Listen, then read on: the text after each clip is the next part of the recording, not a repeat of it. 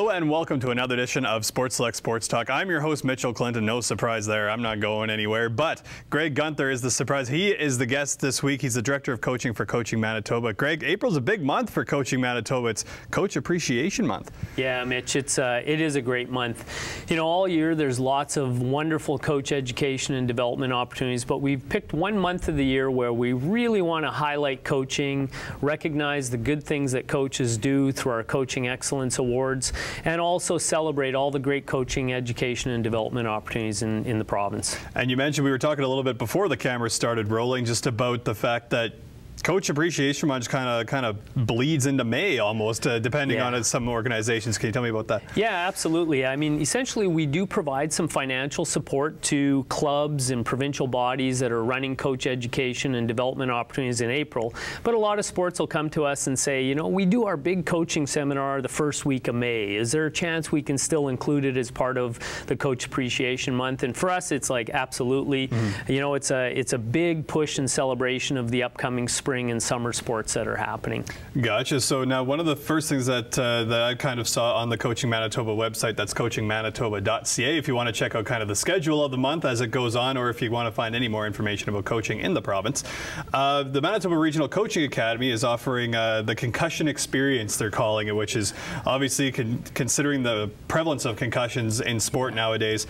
You know, can you talk about some of the changes and preventative measures that have been put in place given the concussions that have been coming up? Yeah, I think it's really key in the future. You're going to see more education for parents and for coaches and other volunteers that work closely with a sport team around what they need to look for, what are the signs, and what are the appropriate steps you take as a volunteer coach or even a paid coach when you suspect someone might have a concussion.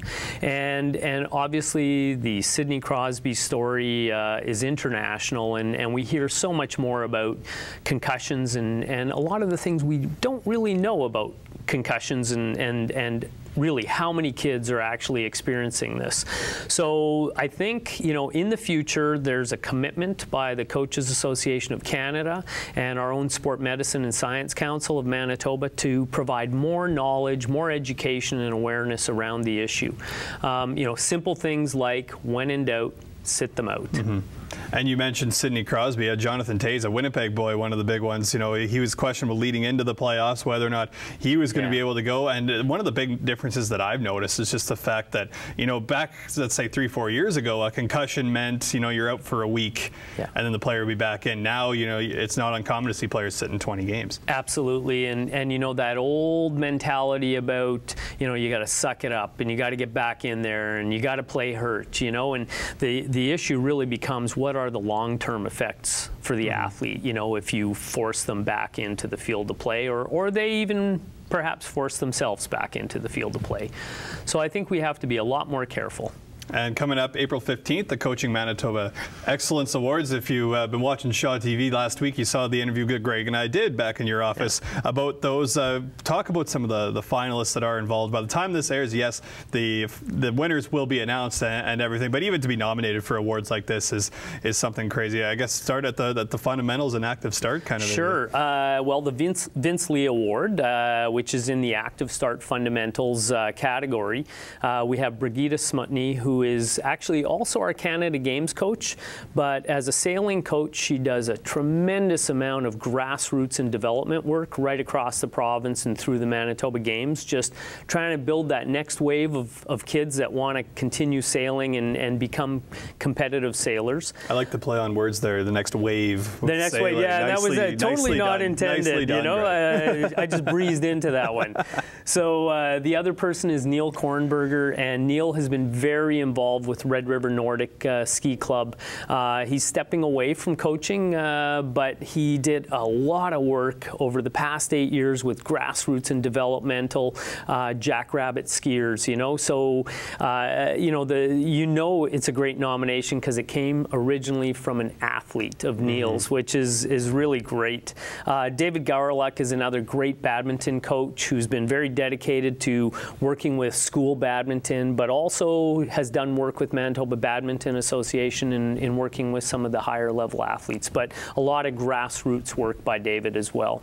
All right, and there's 3 more categories to get to, so we'll kind of zip through these as well. Sure. Moving into Learn to Train, Train to Train area, the Dr. Jack Hunt Award. Yeah, we have Craig Bashinsky from football, Jason Gillespie, cycling, who's Albertan originally, moved to Manitoba to coach our Canada Games and provincial team cycling, and Andy Tuff, who does Stride Ahead Tough Track Club, who's done a lot of great work working with elementary age kids in terms of developing their running and athletic skills. And I find any sort of track tough, so I can only imagine if there was a program named Tough Track, I don't know if I could handle any part of it. Train to Compete, Train to Win, known as the Peter Williamson Award. Yeah, we have Brian Timmerman, who's been a long-time ringette coach, who's done a tremendous job in mentoring other young coaches. Bill Johnson, who is now our national women's wheelchair basketball coach. They have qualified that team to go to the Olympics in London. So tremendous opportunity and honor for us to recognize Bill. And Rob Lamb, wheelchair curling. As you know, Paralympic sport is really growing, and Rob has done a great job in developing wheelchair curling in Manitoba. Excellent. And the last category, the Peter Dick Award for the school system athletes. Let's run them down. Yeah, we have Don Thompson out of Neelan High School. It's built a great basketball program, and they really look at it as a family at Neelan High School, what they've done with basketball. John Zilke, another basketball coach out of Hamiota, done a great job there. And Jim Schreier from Lord Selkirk High School, volleyball coach, has coached Canada Games, University, and has built a tremendous club program out of Selkirk. And also to add to that resume, color commentator for our mobile production of the MHSAA 4A Provincial Volleyball Championship. So that's, I'm sure that's on that resume, because I'd be using it. Another big thing in the Coach Appreciation Month is the Coaching Super Seminar, which is really exciting given the guest presenters you guys have. The conference themes this year include power of coaching, leadership through sport, and overcoming obstacles. And you talk about guest presenters, you guys got quite the list. Abhi Khan, obviously a name that needs no introduction in Winnipeg, but a lot of the other guys too. Eldon Montgomery, teacher, principal, and John Montgomery's father. That's going to be exciting. That's right. Yeah, Eldon was a presenter with Manitoba High School Athletics Association at their AGM, I believe, last year, and the feedback we got was his presentation was unbelievable, and John is a very colorful character, as we all know from the Olympic experience. No different with his dad, and his dad has done many years of coaching. He's also been a principal of a school, and so he's going to bring a lot of great stories and his experience in working with young athletes in rural Manitoba. Excellent. Other presenters also include Michelle Stawatsky from the 1996 Olympian Team Canada volleyball team, Kevin Chief, former high school and university basketball player and Minister of Children and Youth Opportunities, and also interesting for some people that maybe don't know the side of sports law, Don Baisley is going to be there.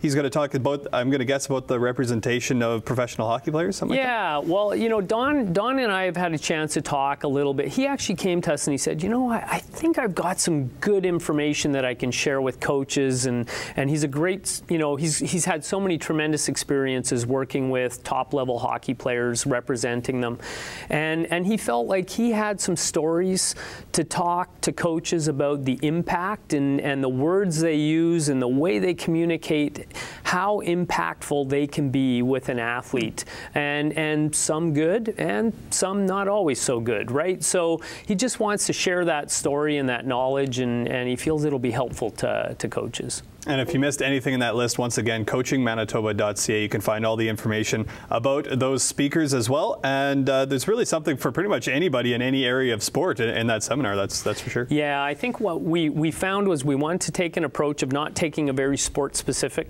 seminar. We wanted something that was going to empower coaches, was going to motivate them, and that the concept of recharge your battery and go back and feel like you've learned from some other coaches, and you can apply that in your everyday coaching.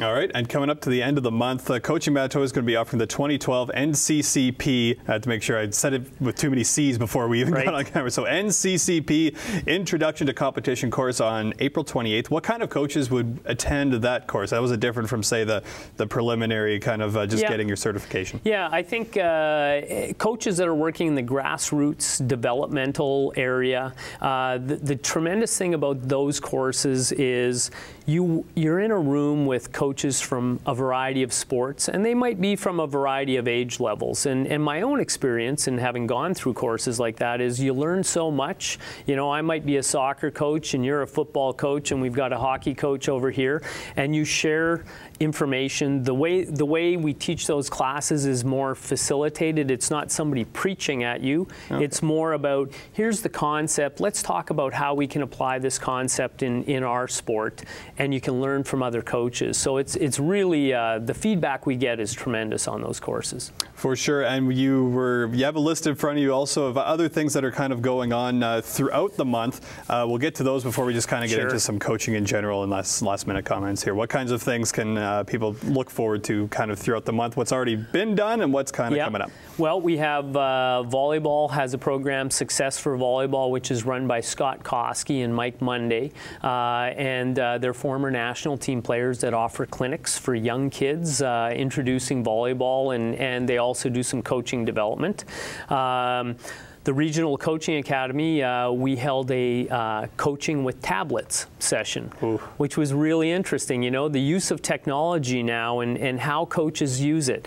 And what we found was the average coach might spend $30 buying apps before they find one that they go, okay, this works for me. And we said, you know what, we need to bring coaches together that use tablets and coaches that maybe have an interest and just share the knowledge. So we held the session. We had 17 coaches come in using iPads, Androids, playbooks, and they just talked about the softwares they used, how they used it in their practice.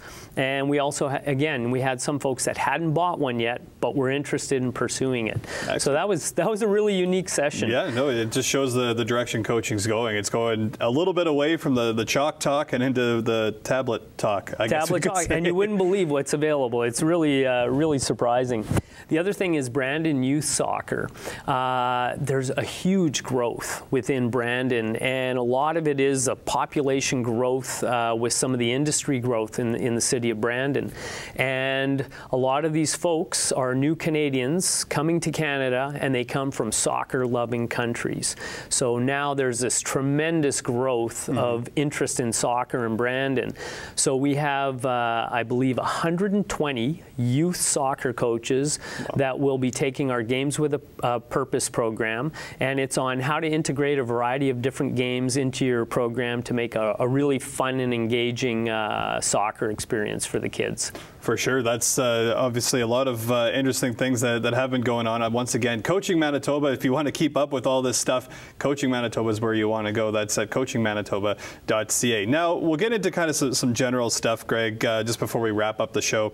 For people watching the show that have been thinking about coaching, and whether it was the awards or all the events, and it just kind of tipped the scales in terms of wanting to become a coach, but maybe they don't necessarily have a sport in mind that you know they can immediately hook up with, what would be your recommendation in terms of starting to find courses and getting the ball rolling? Yeah, well, I would say, you know, start off by coming to coachingmanitoba.ca, and if you want to find out a little bit more about what's available, you can contact Sheldon Reynolds in our office at 925-5913, and Sheldon can certainly help any coach navigate the system, because it can be a bit intimidating if you haven't coached before. And I think a lot of parents or young coaches will fall into either a sport they're passionate about, so they've made that transition from being an athlete to wanting to coach, and a lot of parents just fall into it because my child's going to play soccer and the community center, they need a coach, you know, but I've never coached soccer, so what do I do? Certainly they can contact us, but they can even contact the sport that they're looking at coaching, whether it's hockey, soccer, volleyball, basketball. And my guess would be supplementary courses, say first aid, CPR, would also be really beneficial when it comes time. Absolutely. I think that, you know, a lot of sports are now moving towards mandatory coach education and training in certain categories. And so, and I think really honestly, I mean, my own experience is I'm a volleyball coach, but I fell into soccer coaching with my kids. I knew nothing about soccer. So Manitoba Soccer had some excellent programs for coaches that I was able to go take that training and feel a little bit more confident getting behind the bench and supporting those kids with their skill development. So if coaching, if that sounds like something you want to do and you've kind of been interested by what's going on during Coach Appreciation Month in April and a little bit into May, coachingmanitoba.ca is that website. Greg, I want to thank you for coming on the show and talking about all the events that have happened and are coming up in the month. It's a busy month for you guys, so I appreciate you being able to come down to Shaw. And once again, coachingmanitoba.ca. We'll see you next week on Sports Select Sports Talk.